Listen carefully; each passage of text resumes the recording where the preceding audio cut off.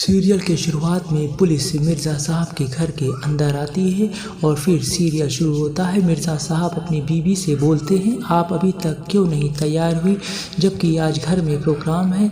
इस पर मिर्ज़ा साहब की बीवी बोलती है कि सबा और सारा बहुत देर से मार्केट गई हैं और मिर्ज़ा साहब की शेरवानी लेने और उनके सूट लेने बाज़ार गई हैं। दोनों का फ़ोन भी नहीं लग रहा और वो दोनों बहुत देर से बाज़ार को निकली हैं और अभी तक वापस नहीं आई। उधर सबा और सना की गाड़ी एक गाड़ी वाले के साथ उनकी हाथापाई हो जाती है।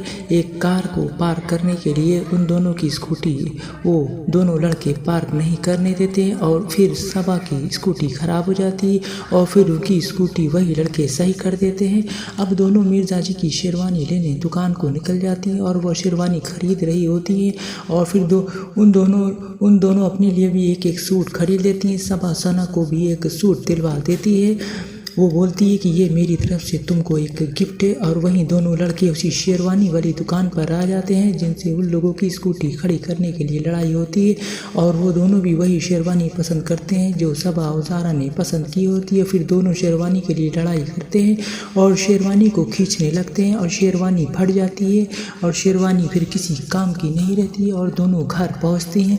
खाली हाथ मिर्ज़ा साहब देख के बहुत परेशान होते हैं। फिर वो दोनों बताती हैं कि पूरा किस्सा बताती हैं कि स्कूटी वाले लड़कों ने जब हम लोगों की लड़ाई हुई और उस दुकान पर भी वो लोग पहुंच गए तो हम लोग बिना शेरवानी लिए ही खाली हाथ आ गए थे। मिर्ज़ा साहब के घर बहुत मेहमान आने वाले होते हैं और वहाँ गज़ल का भी प्रोग्राम शुरू होता है। सब लोग नाश्ता करते हैं और फिर सबा के घर पुलिस के साथ वही दोनों लड़के जिन दोनों से स्कूटी के लिए सबा और ज़ारा की लड़ाई होती है वो दोनों भी आ जाते हैं और पुलिस उनके साथ होती है। इसके आगे का अगले एपिसोड में दिखाएंगे। कृपया हमारे चैनल को लाइक और सब्सक्राइब करना ना भूलें।